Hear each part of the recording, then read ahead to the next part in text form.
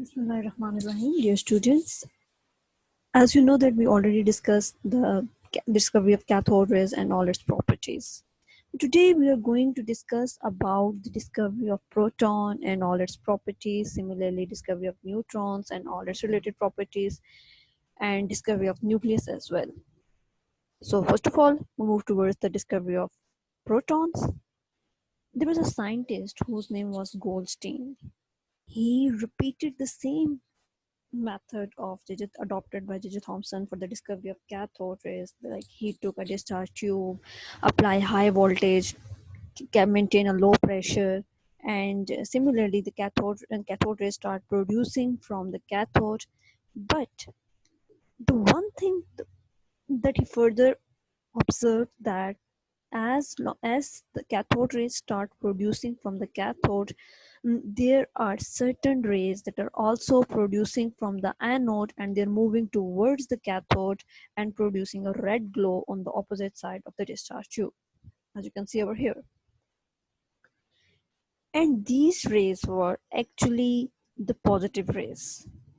As soon as the gas gets ionized by the cathode rays, the negative particles moves out of the nucleus or moves out of the atom and leaving behind the positive particles, and these positive particles start moving from anode towards the cathode. And these positive rays, when come closer to the cathode, and the cathode is perforated cathode, like having a small holes inside its cathode, and these positive rays moves across these holes and produce the red glow. And as they can pass through these canals or these little holes, that's why they were named also as the canal rays. They can be called as positive rays and they can be called as canal rays. Later on, Rutherford also gave them a name as protons. So ये किस तरह से produce हुई? जैसे ही हमारे पास cathode rays travel होना शुरू हुई कैथोड से एनोड की तरफ, तो गोल्डस्टाइन ने ऑब्जर्व किया कि कुछ खास किस्म की ऐसी रेज भी हैं जो कि एनोड से प्रोड्यूस हो रही हैं और कैथोड की तरफ जा रही हैं. और एक्चुअली वो जो रेज थी वो पॉजिटिव रेज थी कि हमारे पास जब गैस आयोनाइज होगी तो इलेक्ट्रॉन्स तो रिमूव होंगे, आपके पास पॉजिटिव पार्टिकल्स बच गए and they start moving from anode towards the cathode.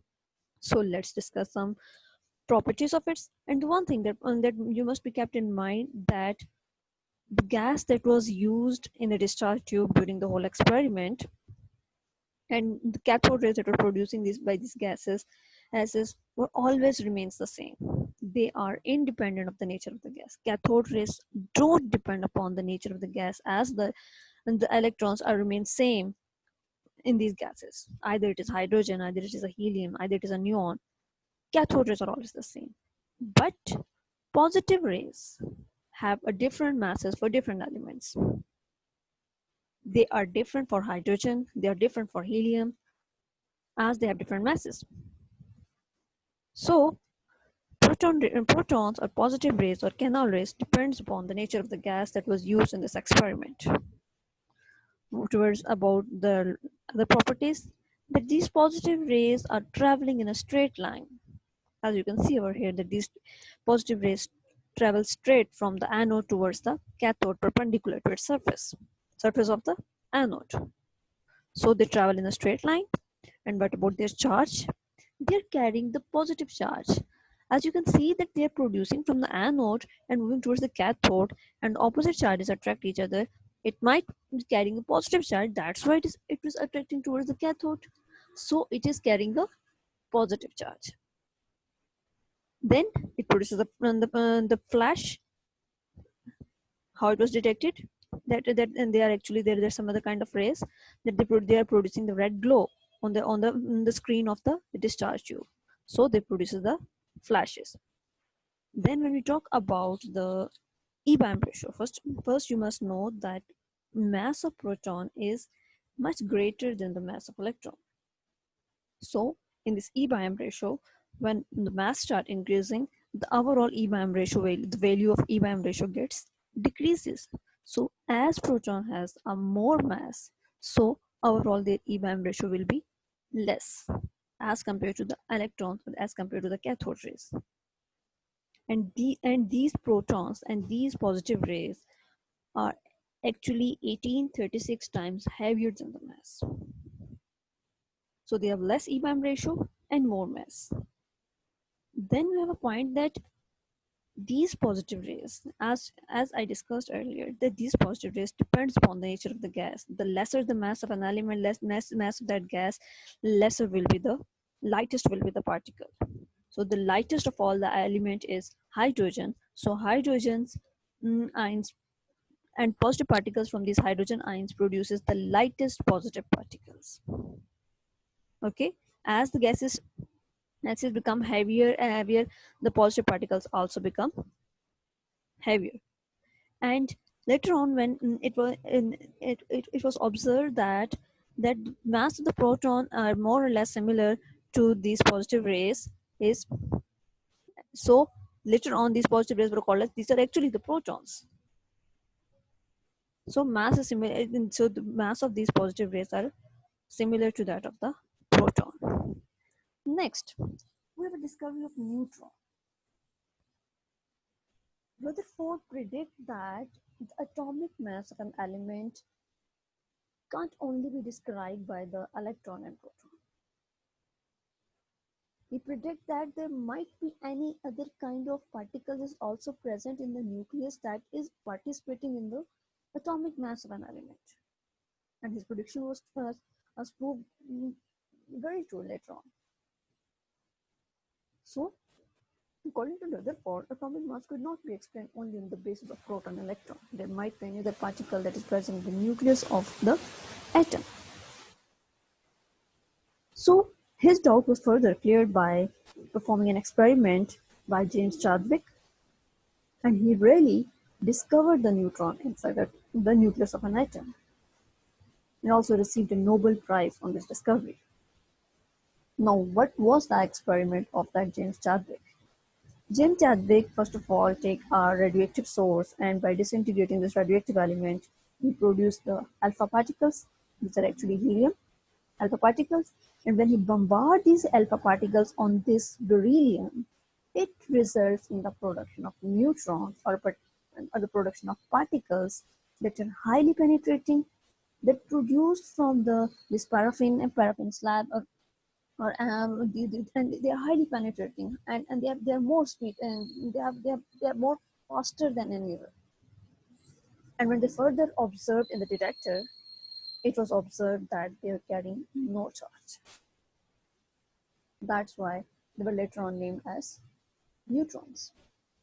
उसमें सबसे पहले आपके पास हीलियम अल्फा पार्टिकल जनरेट करवाए पोलोनियम से, किसी रेडियोएक्टिव सोर्स से, और उन अल्फा पार्टिकल्स को हिट करवाया बेरिलियम पर, और फिर उसके रिजल्ट में आपके पास प्रोडक्शन होती है न्यूट्रॉन की, जो कि हाईली पेनिट्रेटिंग पार्टिकल्स हैं, जिनके रास्ते में आपके पास जो भी फॉयल या पैराफिन वैक्स या आप कुछ भी रख देते हो तो उसमें से पेनिट्रेट कर जाती हैं. They are highly penetrating, and when they were detected in and under the detector, it was observed that they're carrying no charge, and that's why they were named as neutron. Now move towards its properties. A single free neutron, when decays, it produces in the production of proton and electron. So whenever a free new neutron was disintegrated, or we disintegrate the free neutron, it results in the production of a proton and sometimes emission of electron and neutrino. Okay, and a neutrino is actually a very unstable subatomic particle that it may exist for a few seconds. But when we discuss about its charge, as we know that neutron are without any charge. They neither carry positive charge nor negative. They are neutral in nature. And they also, as compared to the electron and the proton, they can't ionize the gas. That no gas can be ionized by these particles that are called as neutrons. Neutrons की मदद से neutrons किसी भी gas को ionize नहीं करती. Next, you have that property in which it is explained that they are highly penetrating, as we observed that here in an experiment, they are highly penetrating. So, they are highly penetrating particles. And there are two types of neutrons. Some are slow neutrons, some are fast neutrons. And when neutrons travel with the energy of 1.2 mega electron volt or more, they're called as fast neutron. Like 1.2 mega electron volt is that particular barrier. Those having a speed of this is 1.2 mega electron volt that have this kind of energy, that amount of energy, they are called as fast neutrons. And when they have the energy below than the 1 electron volt, then they are called as slow neutron. वो तमाम neutrons जिनके पास 1.2 mega electron volt की energy होती है उनको हम बोलते हैं दे आर फास्ट न्यूट्रॉन्स, और जिनकी एनर्जी 1 इलेक्ट्रॉन वोल्ट से भी कम होती है उनको हम बोलते हैं they are slow neutrons. Then as the electron is negatively charged, proton is positively charged, they get deflected by electric and magnetic field. Neutrons are not deflected in electric and magnetic field. Hence, they are neutral. As we know that they are neutral in nature, they can't be deflected by electric field, they can't be deflected by magnetic field. Then, these neutrons can be used in nuclear reactions. As explained in your book, then that when neutrons are used as projectile, they carry out nuclear reactions. When they hit the nitrogen atom, they result in the production of alpha particles.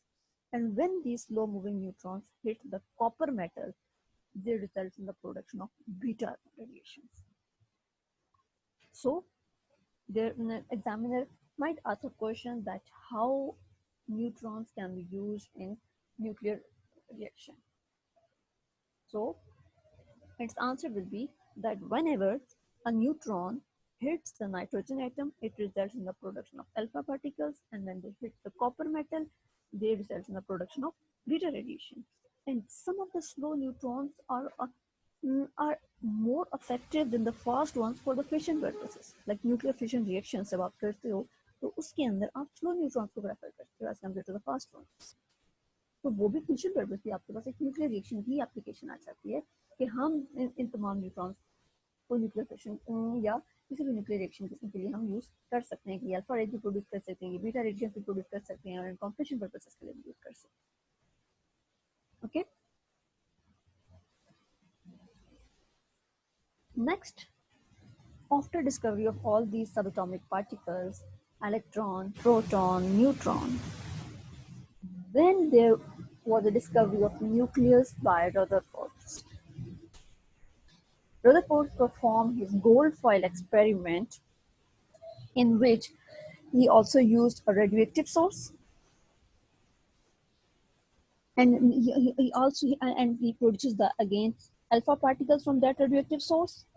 And then he applied or he bombarded these alpha particles to the gold foil.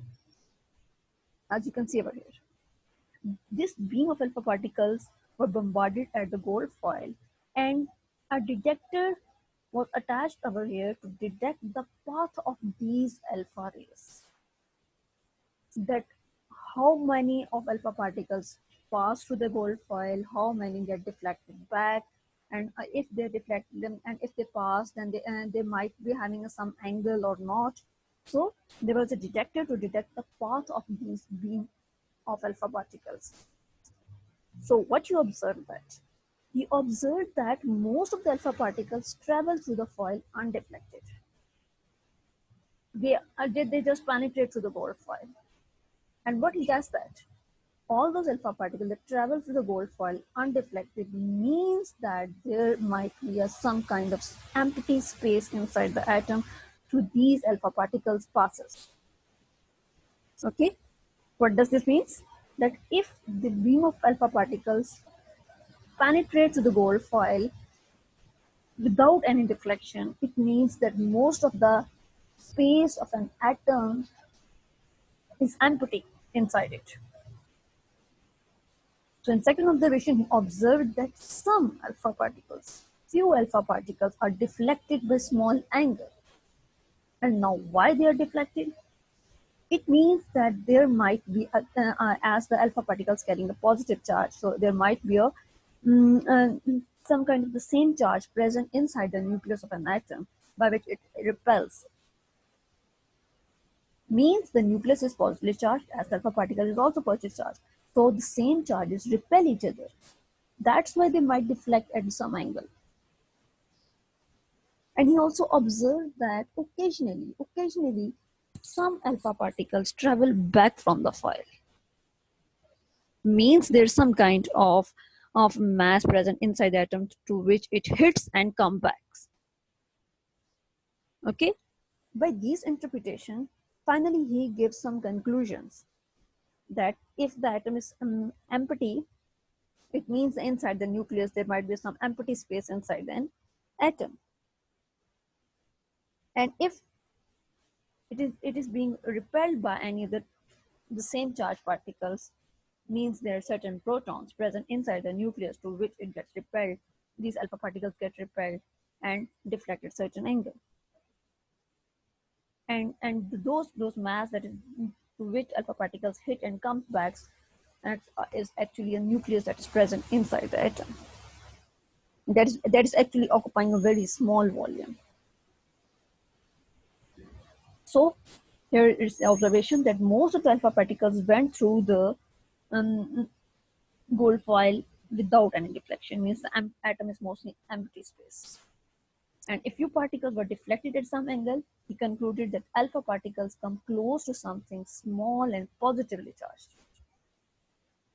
And very rare particles were deflected at large angle. He concluded that alpha particles hit a small and very dense and positive charge के centre के उसके अंदर कुछ ऐसी dense space थी, कुछ ऐसा mass था, कुछ ऐसी जिसके साथ वो hit करके वापस आया. That was actually the nucleus. But again, this Rutherford atomic model has certain defects. The first defect is that, according to that Rutherford atomic model, electron is continuously emitting energy. And if it is continuously emitting energy, then as it starts moving in a spiral pathway, then there comes a point in which it falls into the nucleus. अगर वो all time electron energy emit कर रहा है, तो आपके पास जाहिर सी बात है तो एक point ऐसा आएगा कि वो तो nucleus के अंदर गिर जाएगा. But this is not actually innately happening in the atom. And the second effect is that Rutherford model is based upon the law of motion and gravitation. And these laws can be easily applied to neutral bodies. यदि neutral bodies पे सब apply होता है, हमारे पास ये किसी भी charged body पर electron या proton पे apply नहीं हो सकता. और तीसरा defect जो इसका है वो ये है that it forms continuous spectrum, while actually the atom around the atom is actually forming a line spectrum. Now, what's the difference between continuous spectrum and line spectrum? That continuous spectrum is like just like a spiral pathway. While in line spectrum, there were a particular difference between all the lines of the spectrum. As you can observe that the rainbow is an example of continuous spectrum. But if there are particular separate rings around the atom, is actually the line spectrum. So we discussed the discovery of protons and its properties, discovery of neutron and its properties, and how the nucleus was discovered. What did the Rutherford do, and how did he contribute in the structure of in explaining the structure of an atom? I hope you understand it very well. Thank you so much for your listening.